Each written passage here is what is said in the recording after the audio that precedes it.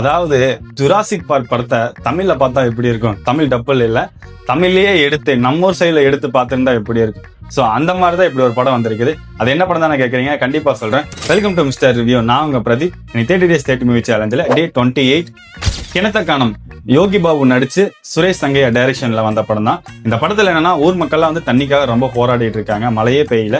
அப்ப வந்து நீரோட்டம் பாக்குறாங்க. அப்ப நீரோட்டம் பார்க்கும்போது யோகி பாபு வீட்டை வந்து காட்டிடுது. அப்ப வந்து யோகி பாபு, சரி நீங்க தண்ணிக்கு தானே கேக்குறீங்க, எடுத்துக்கோங்க இடத்த அப்படின்னு சொல்லிடுறாரு. அவங்களும் கிணறு தோன்றாங்க. அப்போ அந்த இடத்துல ஒரு பெரிய ட்விஸ்ட். அந்த ட்விஸ்ட் என்ன?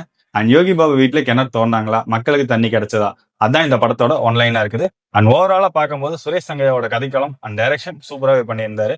அண்ட் யோகி பாபு அதுக்கு தகுந்த மாதிரி ஈடு கொடுத்து நல்லபடியா நடிச்சிருந்தாரு. அண்ட் டெக்னிக்கல் டீமும் குறை சொல்லாதபடி நல்லபடியா ஒர்க் பண்ணியிருந்தாங்க. சாங் எல்லாம் கேட்கறதுக்கு நல்லா இருக்குது. சோ நீங்க இந்த படத்தை பார்த்துட்டீங்களா? இந்த படம் உங்களுக்கு என்ன ஃபீல் கொடுச்சுன்னு சொல்லி மறக்காம கமெண்ட்ல சொல்லிட்டு போங்க. அண்ட் உங்க மூவி லவர் ஃப்ரெண்டுக்கு மறக்காம இந்த ரீல ஷேர். இதே மாதிரி மூவி ரிவ்யூக்கு மறக்காம மிஸ்டர் ரிவ்யூவை ஃபாலோ பண்ணிக்கோங்க. அண்ட் இந்த படத்தோட ஃபுல் ரிவ்யூ என்னோட யூடியூப் சேனல் இருக்க, மறக்காம போய் செக் பண்ணி பாருங்க.